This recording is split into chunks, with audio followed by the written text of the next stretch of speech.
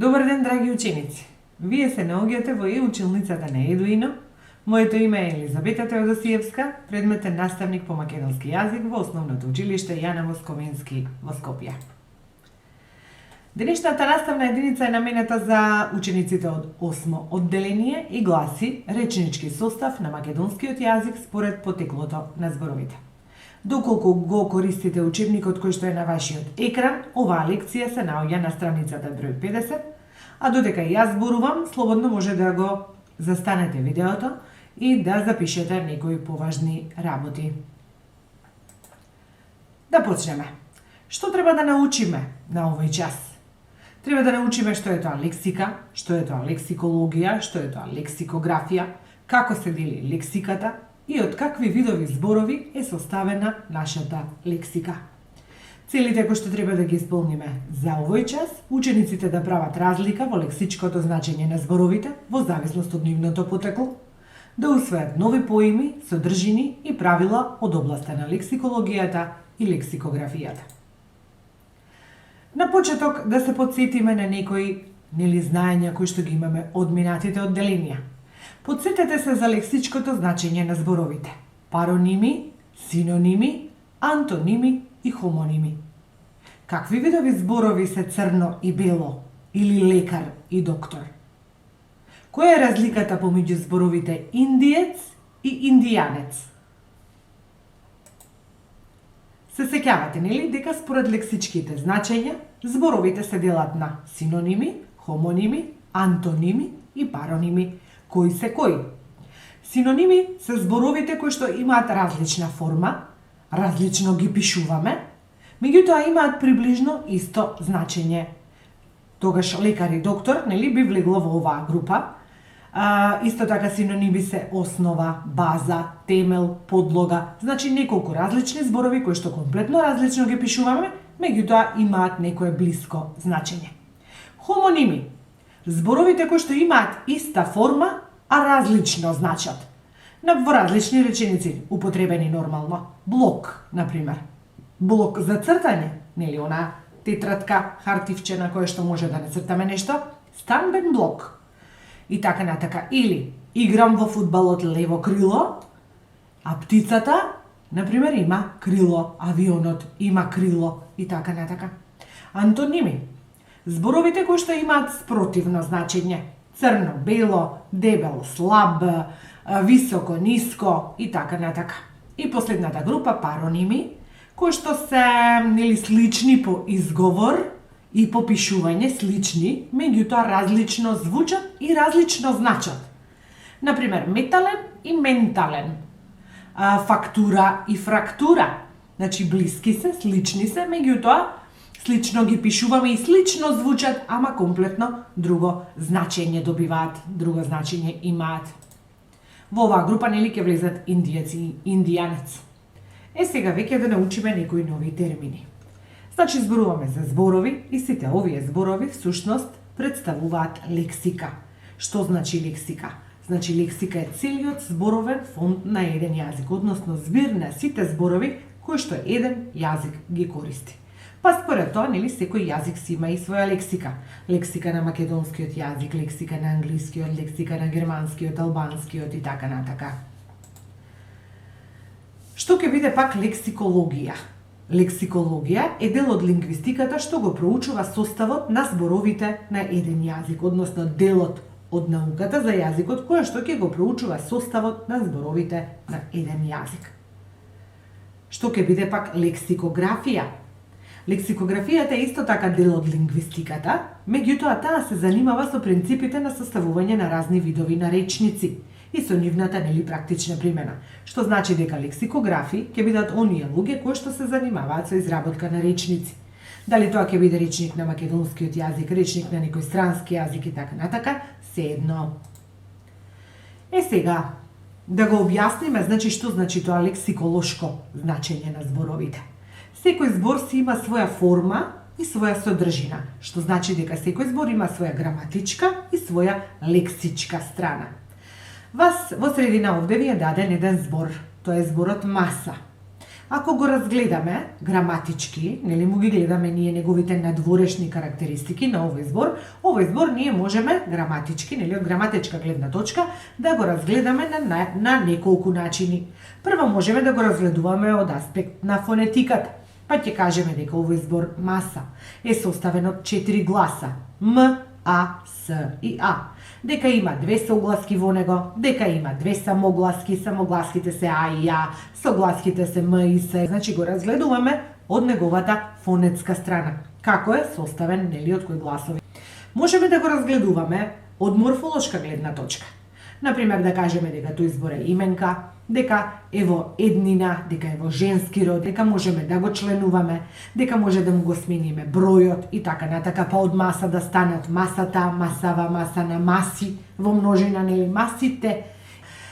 Следно можеме да го разгледуваме овој збор, например, од синтаксичка гледна точка. Дали овој збор во реченицата може да биде подмет, дали може да биде предмет, дали да може да биде некој друг реченичен член и така натака. Меѓутоа, сите овие досега наведени карактеристики влегуваат во неговата граматичка страна, надворешна страна. Сега, има и една друга страна, нели, од тој збор кој што го проучува лексикографијата, односно лексикологијата, се извинувам. Што значи тоа лексиколошко значење на зборовите? Тоа значи ние што подразбираме под овој збор маса, која е содржината што овој збор ни ја носи. Внатрешната страна која му е смислата на тој збор. Ние кога ќе го кажеме зборот маса, веднаш помислуваме на едно предметче на кое што можеме да јадеме, на кое што можеме да пишуваме, значи или пак под зборот маса можеме да подразбереме некој физички термин од областа на физиката, нели? Маса во физиката е мерка за инертност на телата. Значи тоа што тој збор значи, која содржина ја има, тоа е всушност внатрешната или лексичката страна на зборот, со кој што, нели, се занимава лексикологијата. Сега, лексиката, односно сите зборови кои што ги користи еден јазик, според потеклото можеме да ги поделиме на две групи. Прво, зборови од домашно потекло, тоа се всушност домашната лексика, и зборови од странско потекло или странската лексика. Прво, да кажеме, нели, која е домашната или изворната лексика. Тоа се сите оние зборови кои што исконски постојат веќе во нашиот јазик, потекнуваат од црковнословенскиот, прасловенскиот, старословенскиот јазик, така натака, кои што преку народните говори навлегле во литературниот јазик. Овие зборови ја сочинуваат базата, темелот на нашиот јазик и ги има во најголем број. Например, такви се зборовите од типот на мајка, татко, еден, два, гора, трча, планина, река, езеро, рака, нога и слично.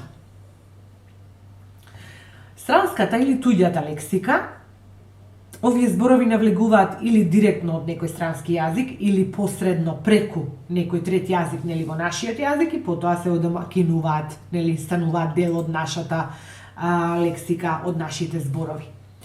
Сега, какви се видови зборови ги имаме, нели, ги користиме секојдневно, ние со какви видови зборови се користиме во нашата лексика? Прво имаме интернационализми. Кои зборови ќе ги викаме интернационализми? Зборовите што се употребуваат во многу светски јазици, значи ќе ги најдеме во повеќе јазици, по потекло се од латинскиот, например, од старогрчкиот, или пак од некој друг нежив јазик, нели, кој што го нема повеќе. Се приспособуваат овие зборови кон соодветниот јазик и со текот на времето, дури и не ги чувствуваме дека се туги, туку како наши. Например, зборот актуелен, факултет, факт, литература, видео, компјутер, мотел, печатар, далечинско, мобилен и слично. Друг вид на зборови кој што ги има во голем процент, нели, во нашата лексика се турцизмите. Турцизмите во нашиот јазик ги има од прилика, нели, над 3000. Некои од нив со текот на времето отпаднале, меѓутоа и ги чувствуваме, нели, како архаизми, сме нашле некоја нивна соодветна замена во современиот јазик, меѓутоа некои се уште активно ги употребуваме. Например, алва, арно, баклава, кадаев, кебапче, кибрид, килим, филџан, сарма, боза и слично. Сега интересно е што дел од турцизмите, например, ги употребуваме во јазикот, меѓутоа со некоја стилска обоеност. Намерно користиме ваков вид на зборови, не ги користиме нивните замени за да добиеме некоја емоционална обоеност, некоја повпечатливост во изразот и така натака. Например, си направивме муабет, има добар марифет, табиет, адет наместо обичај и слично. Следната група се црковнословенизмите. По потекло од црковнословенскиот, односно од старословенскиот јазик, ги има во словенските јазици, ги има и во нашиот, како дел од јужнословенската група на јазици. Овој вид на зборови се најчесто со религиозна нота, евангелие, злодејание, молитва, медја, свеќа и така натака. Архаизми, ги спомнавме пред малку, зборови кои што се застарени, меѓутоа под влијание на современите синоними се истиснале од употреба, не ги употребуваме повеќе.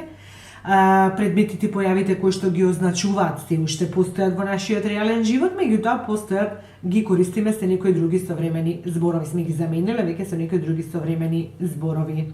Такви зборови се абер, глас, еким, со лекар, даскал, со учител и слично. И овој вид на зборови, односно архаизмите, можеме да ги сретнеме во текстовите и во песните кои што се со, да речеме, народно потекло, во зборникот на Миладиновци, во зборникот на Цепенков, во приказните, во песните и слично. Следни видови зборови кои што ги има во нашата лексика ги викаме неологизми или кованици. Овие се многу интересна група на зборови, затоа што под кованици, односно под неологизми, подразбираме три групи зборови. Првите кованици, или првите неологизми, се создадени со спојување на два или повеќе зборови и од нив е создаден еден. Например, два збора кои што реално постојат во нашиот јазик и си имаат свое собствено значење, кога ќе се спојат, добиваме нов збор кој што добил свое собствено друго значење. Например, виножито е добиен со спојување на зборовите вино и жито. Крводарител со крв, и дарувач, дарител. И така натака, меѓутоа, со спојување на двата збора, ние сме добиле еден кој што има ново значење. Втората група на неологизмите се зборовите кои што ги преосмислуваме, односно зборот конкретно си постои во нашиот јазик, меѓутоа, ние со текот на времето тој збор добива и друго значење, не она основното значење кое што го има. Такви се, например, зборовите од типот на снег. Снег како атмосферска појава, паѓа надвор снег, меѓутоа и како снег на екранот, дали ќе биде тоа на телевизорот, на компјутерот. Пајак како инсект, кој што можеме да го најдеме во природата, и пајак како автомобил кој што крева возила кои што се погрешно паркирани. Глушец кој што го имаме во природата и глушец за компјутерот и слично. Во оваа група неологизми или кованици спаѓаат, например, и заемките од тугите зборови. Мобилка, интернет, што имаме тука сега, некој нови компјутер, исто така, тука ќе влезе и слично. Индивидуализми. Ова е посебно интересна група на зборови кои што постои во нашата лексика. И индивидуализми ќе бидат сите зборови кои што се авторска креација, значи потекнуваат од еден конкретен автор и ние токму знаеме кој автор ги има направено. Се употребуваат за повпечатлив тип на дискурс, односно за во некоја конкретна поезија, за да тоа да биде поемоционално и слично. Таков, например, кој што има употребено одреден вид на индивидуализми е Гане Тодоровски, нашиот поет. Кај него можеме да сретнеме зборови од типот на непрегор, непремол, извигор, вишигора, завардарен, задвардарен и така натака. Па подоцна, овие зборови може да ги видиме употребени и кај друг автор, односно стануваат дел од нашата лексика. Варваризми и жаргони. Зборовите кои што се посебно интересни за младите. Зборови, тоа се зборови па и цели фрази кои што други јазици активно и секојдневно се употребуваат во јазикот. Меѓутоа имаат некоја цел, да создадеме некоја посебна атмосфера, да создадеме една посебна емоционалност во говорот и така натака, специфичност во изразот и слично. Такви зборови се зборовите од типот на baby high, yes наместо да, певајка наместо пејачка, селјак, рачуна, аванти, сајонара, хаста ла виста бејби и слично. Нели сите оние тренди зборови кои што ги употребувате во јазикот, нели имаме за нив соодветна замена од наши зборови. И сега, ова е втората поделба на лексиката. Лексиката можеме да ја поделиме и според сферата на употреба, не само според потеклото, туку и според сферата на употреба, каде ние ги употребуваме зборовите и зошто ги употребуваме, нели, со која цел. Според оваа поделба, лексиката, нели, може да се подели на неколку групи. Првата група е разговорната лексика. Кои зборови ќе влезат во разговорна лексика? Сите оние зборови, нели, кои што секојдневно ги користиме во нашата комуникација со другите луѓе, во непосредната комуникација, значи во која што може и да не ги почитуваме литературните правила, јазик кој што се стреми на економичност, па може тука да употребиме и некои дијалектни изрази и така натака. Значи во нашиот неформален разговор со останатите луѓе употребуваме разговорна лексика. Книжовната или уметнички литературната лексика ја имаме во уметничките текстови на различните автори. Административна лексика. Во административната лексика, значи, влегуваат оние зборови кои што ги употребуваме кога ние како единка комуницираме со нека општествена институција. Дали тоа ќе биде банка, дали тоа ќе биде пошта, дали тоа ќе биде училиште, министерство, суд и така натака, или некој купо-продажен договор и слично. Значи, зборовите кои што тука ги употребуваме влегуваат во таа административна лексика. И во таа лексика ќе најдеме зборови од типот на закон, тој, нели, амандман, приговор, барање, молба, жалба, фактура и слично. Публицистичка лексика. Она лексика или оној вид на зборови кои што го употребуваат на новинарите со цел да привлечат внимание на широка маса на луѓе, да прошират една информација на брзина и така натака, значи да не заинтересираат за да прочитаме некоја конкретна содржина која што тие ја напишале, ја публикувале и слично. Дијалектна лексика или дијалектизми. Сите оние зборови кои што ги користи една одредена група, например говорно место и така натака. Па од тука, например, секој град, па дури и секое село во Македонија, нели, си има своји карактеристични изрази кои што ги употребува. Куманово, например, го употребува кумановските зборови, па имаме кумановски дијалект. Во Скопје употребуваме скопски дијалект, во Битола битолски дијалект, во Велес велешки, охридски и така натака. Следна лексика е професионалната лексика, или уште тие зборови видови ги викаме професионализми. Тоа се оние зборови, нели, кои што една специфична работа, например, ги користи. Некои технички термини кои што ги користат, например, само одреден тип на луѓе во една професија и така натака. Терминолошка лексика, лексиката на термини.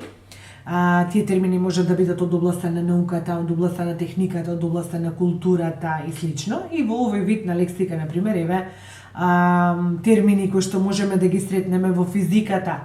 Вектор, например, сила, маса, тежина, забрзување и така натака. Значи се стрикно термини кои што ги користиме во областа на физиката.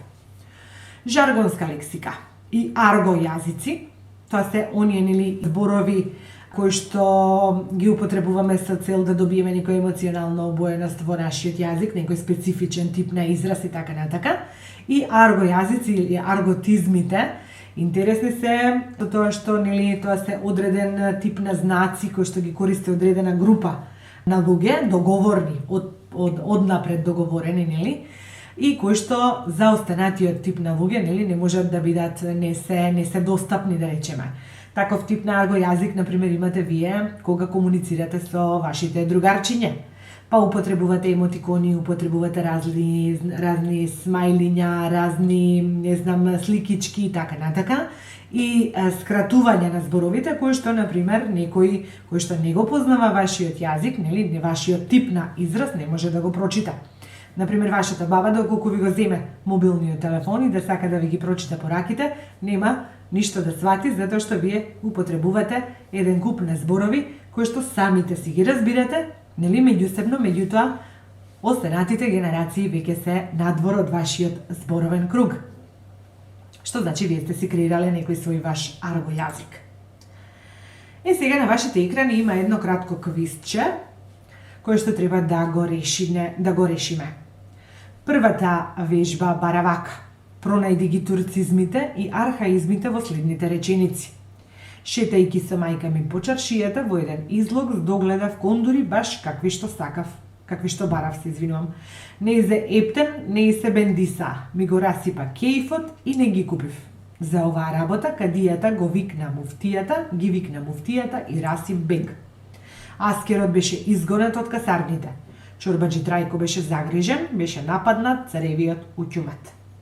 И втората вежба вели вака: пронајди ги неологизмите во следните извадоци, односно во следниве две реченици.